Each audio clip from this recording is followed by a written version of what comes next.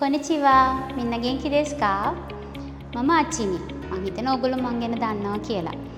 දන්නේ නැත්නම් අපේ FB page එකට ගිහිල්ලා අපි ගැන හොයලා බලන්න. මං අද ඔයගොල්ලන්ට කරන්න යන්නේ ජපන් යන්න බලාපොරොත්තු වෙන හැමෝටම අත්‍යවශ්‍ය වෙන දෙයක්. අපි හැමෝම ඉන්ටර්විව් වලට ෆේස් කරන්න අත්‍යවශ්‍යයි. එතකොට අපි කොහොමද ඉන්ටර්විව් එකකට ෆේස් කරන්නේ? විශේෂයෙන්ම ගත්තොත් ෆිසිකල් ඉන්ටර්විව් එකකට.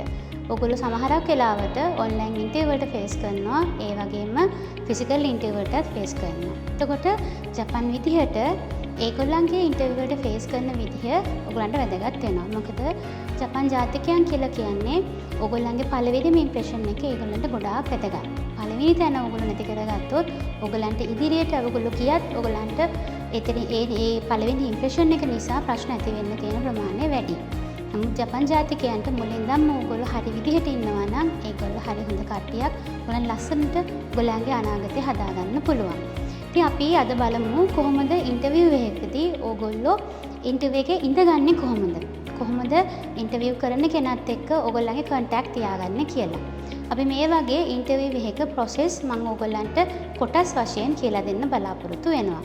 මේ ක්‍රමේ මම හිතනවා ඔයගොල්ලන්ට ගොඩාක් වැදගත් වෙයි කියලා. එහෙනම් අපි බලමු කොහොමද අපි ඉන්ටර්විව් එකේදී ඇතුල් වෙන්නේ, කොහොමද ඉඳගන්නේ, ඉන්ටර්විව් එක අතරතුර අපි කොහොමද ඉන්ටර්විව් කරන කෙනත් එක්ක අපි යාගේ කන්ටැක්ට් තියාගන්නේ සහ ඉන්ටර්විව් එක ඉවර වෙලා යන්නේ කොහොමද කියලා ඉවරලා. මුලින්ම ඕගොල්ලෝ ඉන්ටර්විව් කරන්න එනකොට ෆිසිකලි අපි එයා ගාවට එනවා.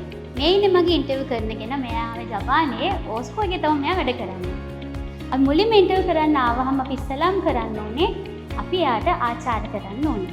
ආචාර කරන ක්‍රම තුනක් විතර තියෙනවා. මුලින්ම ඕගොල්ලන්ට ඇවිල්ලා ඉවරලා එයාට ඔහායෝ ගොසයිමස් කියලා ආචාර කරන්න පුළුවන්. මතක තියාගන්න ඕන අපි ආචාරශීලීව ඒ ප්‍රකාශය කරලා ඉවර වෙලා තමයි අපි බව් කරන්න අත්‍යවශ්‍යයි. ගොඩාක් අය කරන වැරද්ද තමයි මෙතනට ආව ගමම ඔහායෝ ගොසයිමස් කියලා ඉවරලා ආචාර කරනවා. එතකොට කියාගෙන තමයි ඕගොල්ලෝ ඉස්සරහට නැමෙන්නේ. ඒක වැරදි. මුලින්ම කියන්න ඕන ඔහායෝ ගොසයිමස් කියලා තමයි ආචාර කරන්න ඕන. බලන්න ඔහායෝ ගොසයිමස් ආචාර කරද්දී ඔයගොල්ලෝ නැමෙද්දී බෙල්ල නමන්නේ නැහැ. කෙලින්ම කොන්දෙන් තමයි නැමෙන්න ඕන. මෙහෙම කරනකොට ඒක වැරදි. අනිවාර්යෙන්ම කොන්දත් එක්ක ඔළුව කෙලින් තමයි යන්න අත්‍යවශ්‍යයි. එතකොට අපි ඔයගොල්ලෝ ආව ගමන්ම ඔහායෝ ගොසයිමස් කියලා ආචාර කරන්න ඕන.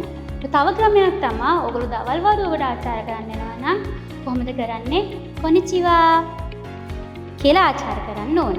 එහෙමත් නැත්නම් ඕගොල්ලන්ට ওই වචන දෙකම අමතක වෙනවා නම් ඕගොල්ලන්ට කියන්න පුළුවන් හජිමි මස්තේ කියලා ආචාර කරන්න පුළුවන්.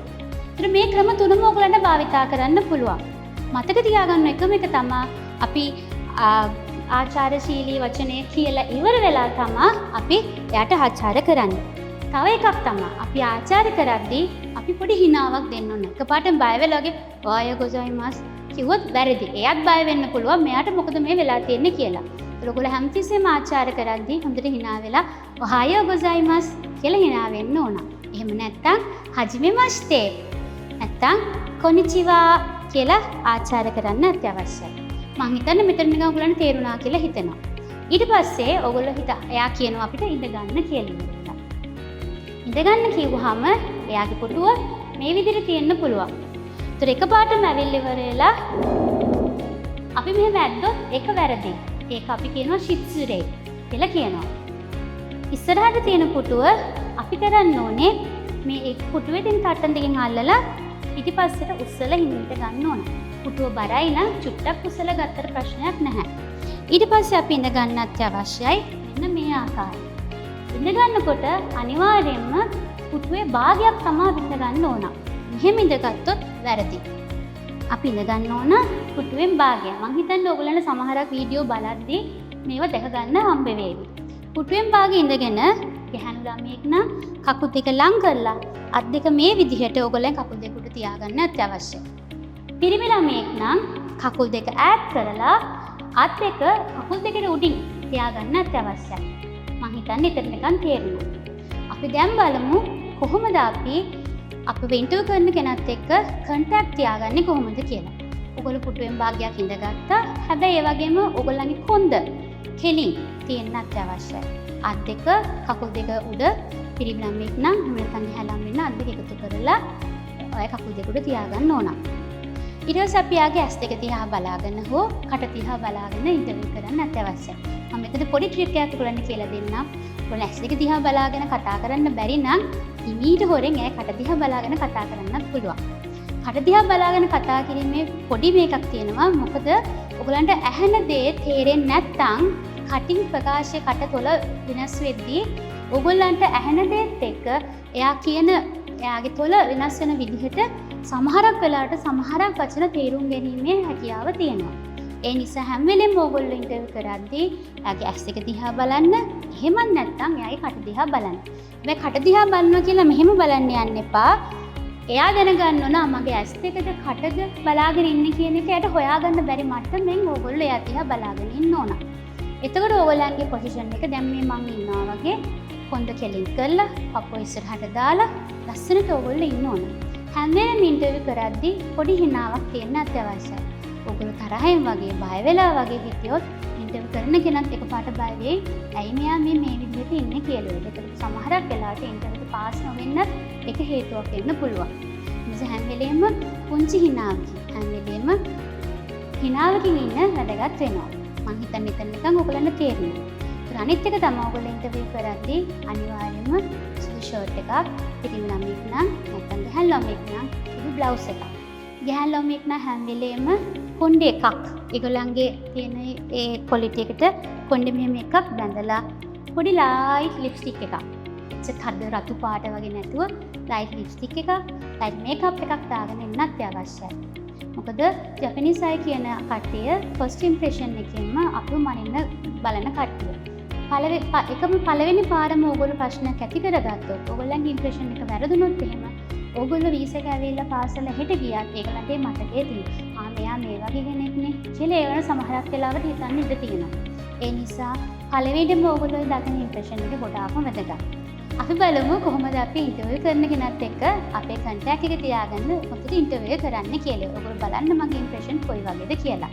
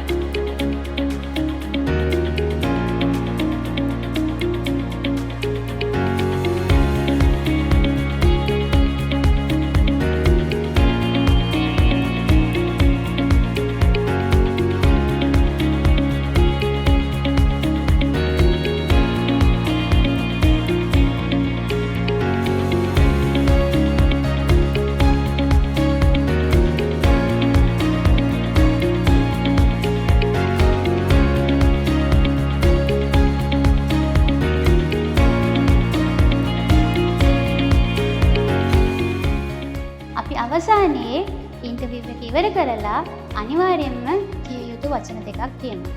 දැන් ඉන්ටර්විව් එක ඉවර කරලා ඉවරලා ඕගොල්ලන්ට කියයි ආයිවරයි ඔයාවට ස්තුතියි කියලා. ඒක ඕගොල්ලෝ අනිවාර්යයෙන්ම එහා දිහා බලලා hina වෙලා හොන්ජිත්සු ඔජිකන් ඉතදකි අරිගතෝ ගොසයිමාස්තා කියලා කියන්න ඕන. අනිවාර්යයෙන් මම ඉස්සෙල්ලා කියලා දුන්නා වගේ වචනේ කියලා ඉවර වෙලා තමයි ඕගොල්ලෝ ඔළුව පාත් කරලා බව් කරන්න අවශ්‍යයි. අරිගතෝ ගොසයිමාස්තා කියලා ඉවරලා ඕගොල්ලෝ අයිසත්සු කරන්න ඕන. ඊට පස්සේ ඕගොල්ලෝ කියන්න ඕන දෝසෝ යොරොෂිකු ඔනෙගයි itashimasu කියලා. ඒක කියන්නත් ඕනේ මස් කියලා කිව්වට පස්සේ අපි බව් කරන්න අවශ්‍යයි. දෝසෝ යොරොෂිකු ඔනෙගයි shimasu කියලා අපි අයිසත්සු කරනවා. ඊට පස්සේ ඕගොල්ලෝ නැගිටිද්දී පුටුව එකපාරටම එහෙම කරලා කරන්නේ නැහැ.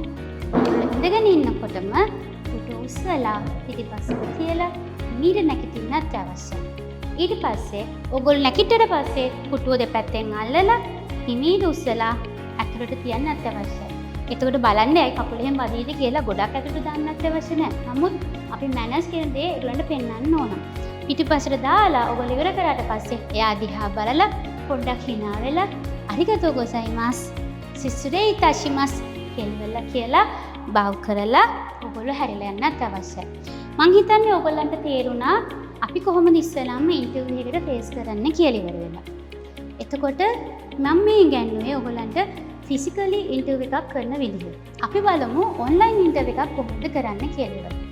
ඔන්ලයින් ඉන්ටර්විව් එක අවස්ථාවේදීත් ඔයගොල්ලෝ ඉඳගන්න ඕනේ පුටුවෙන් භාගයට. මොකද ඔන්ලයින් එකේදී කැමරාවට ඔයගොල්ලෝ මෙහෙම හිටියොත් එහෙම හරි කැතට පේන්න පුළුවන්. ඒ නිසා මම ඉස්සෙල්ලා කියලා දුන්නා වගේ පුටුවේ භාගයක් ඉඳගෙන අත් දෙක මෙහෙම තියාගෙන හොඳ කෙලින් තියාගෙන හැම වෙලේම කැමරාව ඉස්සරහා එයාගේ ප්‍රමාණය ඔයාට එන ස්ක්‍රීන් එකේ කැමරාව ඉස්සරහා බලාගෙන කතා කරන්න ඕනේ. එතකොට තමයි එයා දන්නේ මන් දිහා බලා ගන්නවා කියලා. ඕන අත මේ විදිහට තියාගෙන අපහසුයි නම් ඔයගොල්ලෝ අත් දෙක ඔයගොල්ලන්ගේ ටේබල් එකට තියාගෙන මේ විදිහට කෙලින් තියාගෙන කතා කරත් ප්‍රශ්නයක් නැහැ. හැබැයි ඉඳ ගන්නකොට හැම වෙලෙම පුටුවෙන් භාගයකට ඉඳගන්න ඔයගොල්ලෝ උත්සාහ කරන්න. මොකද ඒක තමයි ජපානයේ කට්ටිය ගොඩක් වෙලාවට අනුගමනය කරන ක්‍රමය. මම හිතනවා ඔයගොල්ලන්ට ඉන්ටර්විව් එකේදී මූලිකවම ඔයගොල්ලන්ගේ ෆස්ට් ඉම්ප්‍රෙෂන් එක කොහොමද ඒගොල්ලන්ට අපි පෙන්වන්නේ කියලා ඉවරලා. එහෙනම් ඊළඟ අපි මම වීඩියෝ එකේදී ඔයගොල්ලන්ට කියනවා ඉන්ටර්විව් එකේදී කොහොමද අපි ආරම්භය ගන්න කියලා ඉවරලා. එහෙනම් අපි නැවත හම්බෙමු. මතක් කරලා FB එකේ ගිහලා මම කවුද කියලා හොයලා බලන්න. සයනරා.